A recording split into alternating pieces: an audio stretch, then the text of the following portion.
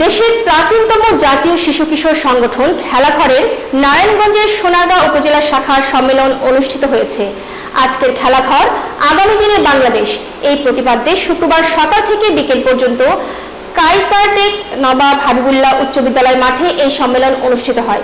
Staff reporter Mohammad নূর নবী Johnny জানান, সকাল 10টায় জাতীয় পতাকা ও খেলাঘরের পতাকা উত্তোলনের মাধ্যমে সম্মেলনের উদ্বোধন করেন কেন্দ্রীয় খেলাঘরের প্রেসিডিয়াম সদস্য ও ঢাকা বিশ্ববিদ্যালয়ের নৃত্যকলা বিভাগের চেয়ারম্যান তামান্না রহমান। পরে সংগঠনের সহসভাপতি মতিউর রহমানের সভাপতিত্বে সম্মেলনের প্রথমার্ধে খেলাঘরের আলোচনা ও শিশু কিশোরদের মনোজ্ঞ সঙ্গীত, নৃত্য, আবৃত্তি পরিবেশন করা হয়।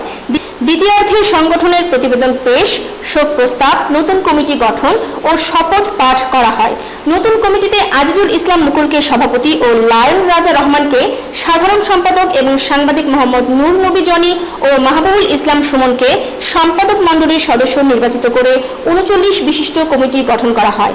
পরে নবনির্বাচিতদের শপথ পাঠ করান সম্মেলনের উদ্বোধক, কেন্দ্রীয় খেলাঘরের প্রেসিডিয়াম সদস্য, ঢাকা বিশ্ববিদ্যালয়ের নৃত্যকলা বিভাগের চেয়ারম্যান ও বাংলাদেশের মণিপুরী নৃত্যের পথপ্রদর্শক তামান্না রহমান।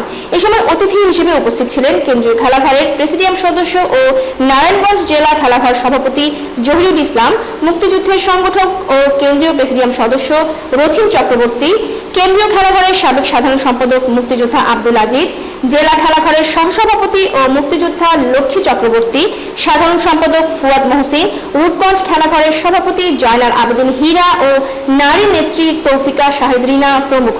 উক্ত সম্মেলনে উপজেলা খেলাঘরের সকল আসরের পর্যবেক্ষক ও প্রতিনিধিরা উপস্থিত ছিলেন।